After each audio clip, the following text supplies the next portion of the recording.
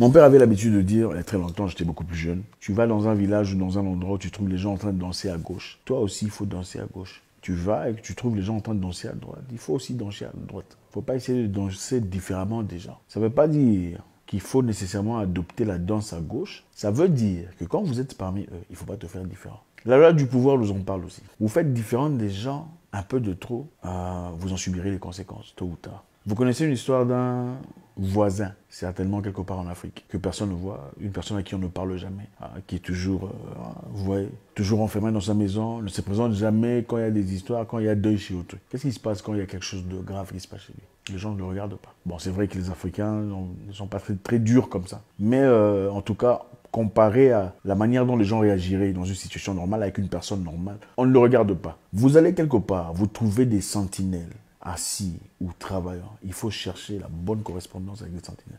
Vous n'êtes pas obligé de devenir amis, mais ça ne vous tue pas de dire bonjour, comment ça va? Et à la maison, ça va, les enfants vont bien. Je me souviens, dans un pays étranger, je suis parti faire certaines histoires. J'étais en voyage, mais je ne comprenais pas tout à fait le code. Mais je comprends le code normal, celui d'être bien avec les gens. Je suis arrivé avec un taximan avec qui on a pris, enfin on s'est déplacé ensemble, on s'est accordé sur le prix, d'accord? Arrivé au lieu de destination, il a haussé le prix de manière flagrante. Vous savez, il a haussé les prix et haussé le prix, c'est différent. Le monsieur, aussitôt qu'il a remarqué que mon accent était différent, il a su identifier que j'étais pas local. Boum, il a haussé le prix. Nous sommes arrivés. Mon problème, c'était pas l'argent. Mon problème, c'est, moi, je n'aime pas que quelqu'un pense qu'il va se foutre de ma gueule. Je lui ai dit, monsieur, on était à deux.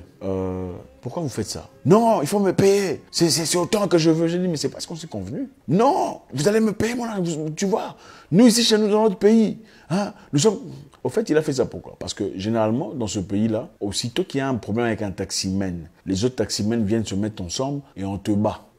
Il y a beaucoup de gens qui ont perdu la vie comme ça. Discussion avec un taximan. Il peut même t'inventer une histoire que tu n'as pas voulu le payer. Pourtant, c'est lui qui sait te manipuler. Le reste des taximens viennent, on ne pose même pas de questions. On ne sait même pas de comprendre ce qui se passe. Tout le monde te saute dessus, on te bat.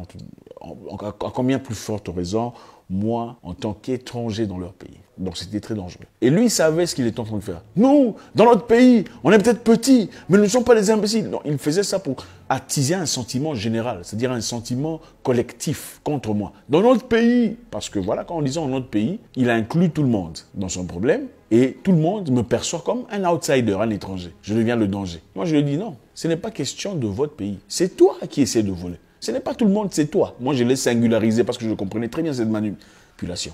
J'ai dit non, ce n'est pas votre pays le problème, c'est toi le problème. Tu n'es pas comme tout le monde. Si tu as besoin d'argent, il faut me demander. Dis mon frère, je suis en difficulté, aide-moi, j'ai besoin d'argent. Il ne faut pas essayer de te foutre de ma gueule. Pendant qu'il a teasé cette haine, des taximens s'arrêtaient, sortaient de leur voiture. Là où ils s'étaient arrêtés, c'était dans le coin où j'habitais. Les autres taximens ont vu ça, ils sont venus. Okay? Les autres taximens sont venus, on l'a arrêté. Non, il ne faut pas faire ça. Pourquoi? Parce que ces taximens sont des gens à qui je disais bonjour à chaque fois que je sortais pour aller faire ma petite course.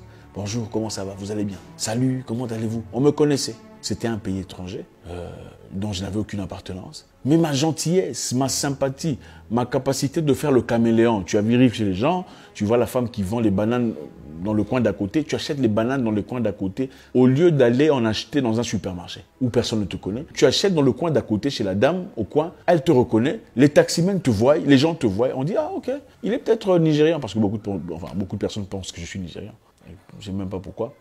Il est peut-être nigérian, mais il est gentil. On le connaît, le Nigérian là, qui vient ici. Il est sympathique. Vous voyez ce qui nous a sauvé la vie. Parce qu'après qu'on a raconté l'histoire, on a dit, vous avez beaucoup de chance. Il ne faut plus jamais discuter avec les taximens. S'il te dit 50, tu donnes 50. S'il te dit 100, sors le 100, pars. Et c'était même pas un problème. Donc, c'était même pas un problème d'argent. C'est-à-dire, on est sorti de justesse dans une situation qui aurait pu être catastrophique. Pourquoi? Parce qu'il y avait parmi ces personnes des taximens qui me voyaient dans le quartier parti marcher et à chaque fois qu'on me saluait, je saluais aussi, je disais bonjour. Donc, il faut savoir faire le caméléon. Vous allez dans un milieu où il y a des cordonniers, soyez sympathique avec eux. Ne vous sentez pas trop dans votre peau. Des menuisiers, peu importe, des gens qui sont différents de vous, on ne vous demande pas de devenir eux. C'est stratégique. Il faut savoir comment être bien avec les gens. En fait, même à part la stratégie, une personne bien doit être capable de parler à tout le monde. Pas seulement à une certaine catégorie de personnes. Une personne bien doit être capable de parler à n'importe qui. Que ce soit un riche, que ce soit un pauvre, que ce soit un jardinier, que ce soit un bureaucrate. Le traitement ne peut pas changer. Tu ne peux pas traiter les gens différemment selon leur situation sociale. Tu dois traiter les gens selon leur identité personnelle. Et encore une fois, je pense vous avoir déjà raconté cette histoire il y a très longtemps en Afrique du Sud. Je m'apprêtais pour faire un voyage au Danemark. On m'avait appelé pour aller faire un combat urgent. Vous savez, souvent on vous donne 3 mois pour préparer un combat. Il peut aussi arriver deux fois où il y a un combat qui se passe et puis la personne censée combattre se blesse à l'entraînement et on t'appelle comme remplaçant pour aller combattre. On m'avait appelé rapidement, on me dit dans 6 jours on a besoin de toi. C'était génial quoi, enfin on te dit voilà il y a de l'argent pour toi, tu dis pas non. Cette même soirée j'avais perdu mon passeport. On a cherché le passeport partout.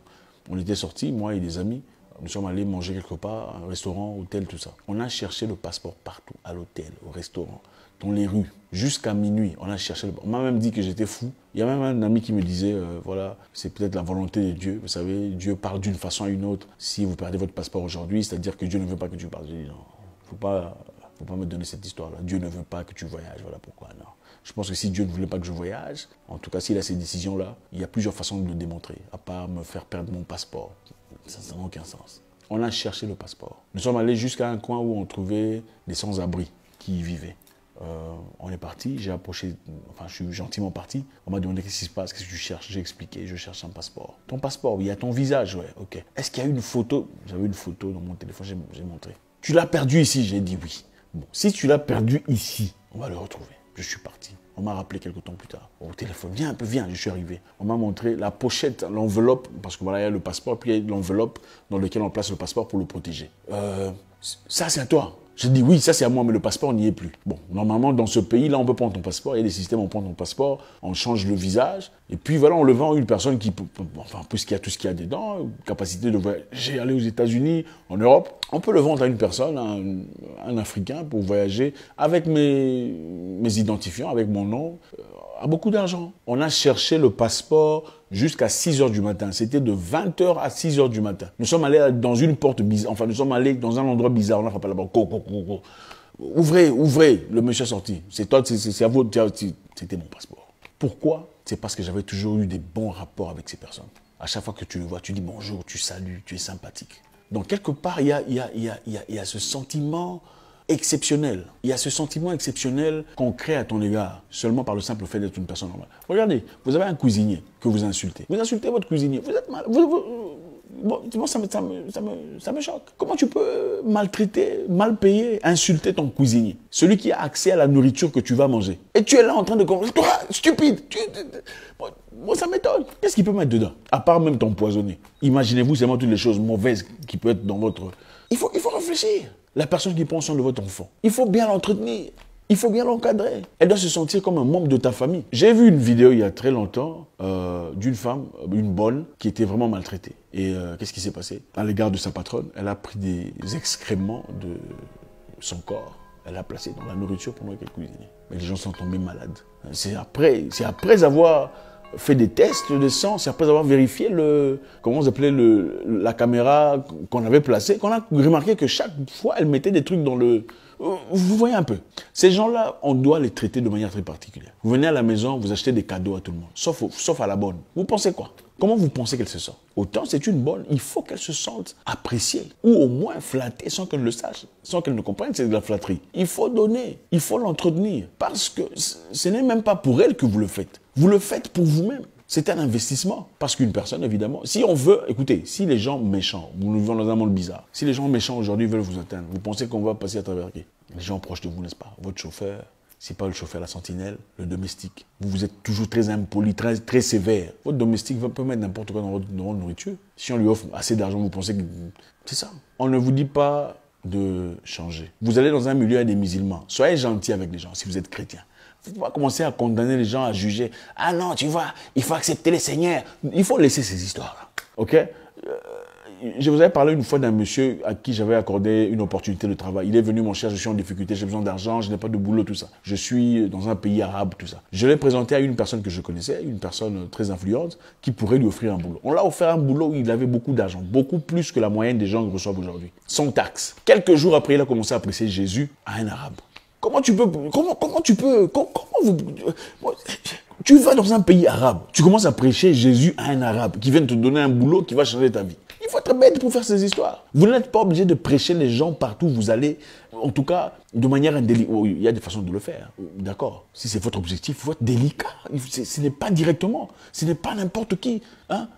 Il faut savoir comment communiquer avec les gens. Même dans la Bible, le gars là, comment il s'appelle? Joseph. Quand Joseph a été envoyé en Égypte, est-ce qu'il a commencé à prêcher le roi d'Égypte? Non, il n'a pas fait. Le pharaon, pourquoi il n'a pas prêché le pharaon? Il était devenu vice-ministre. Il n'a pas essayé de prêcher au pharaon, il faut laisser tomber tes dieux. Il n'a pas fait ça. Il était intelligent, malin. Vous avez un boss, vous commencez, vous voyez les seigneurs, tout ça. On va vous jeter dehors. Ce n'est pas tout le monde qui est prêt à recevoir ces histoires-là. Il faut attendre le moment opportun. C'est bien, le message est bien. Mais vous pouvez commencer à prêcher quelqu'un de manière très neutre, sans nécessairement y appliquer votre religion. Vous voyez, la moralité va n'importe où. La religion peut être rejetée. Attention, si le rejet se présente, vous perdez votre boulot ou votre opportunité. Parce que là, vous devenez donneur de leçons. Il faut être délicat dans la vie. Ce n'est pas n'importe qui qu'on parle n'importe comment. Vous pouvez approcher des gens qui sont différents de vous, être sympathique avec eux et gagner leur appréciation. Parce qu'on ne sait jamais qui peut vous aider dans la vie. Ceux qui m'ont aidé dans la vie à progresser à un certain moment de la vie sont des gens qui n'étaient pas de ma religion. Ceux de ma religion m'avaient complètement rejeté parce que j'avais, peu importe, c'est une histoire déjà close. C'est pour vous dire, savoir comment être avec les gens est beaucoup plus important que les diplômes qu'on peut avoir. Il y a des exemples où vous trouvez, par exemple, j'ai entendu des histoires choquantes, hein, vraiment bouleversantes. Vous avez des gens qui travaillent pour vous à la maison. Les travailleurs mangent une nourriture différente de la nourriture que vous mangez. Comment vous voulez qu'on vous aime? Ce n'est pas possible. La personne qui cuisine pour vous mange différemment de vous. Mais ça m'étonne. Ne vous faites pas trop différent des gens.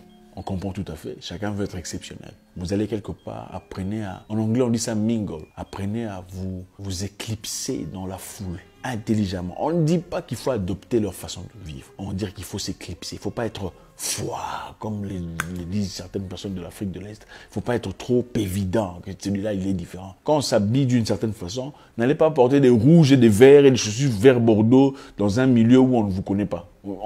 Ce n'est pas bien d'être singularisé. Celui-là, c'est un étranger. Ce n'est pas bien. Il faut savoir comment... Voilà. Vous avez compris.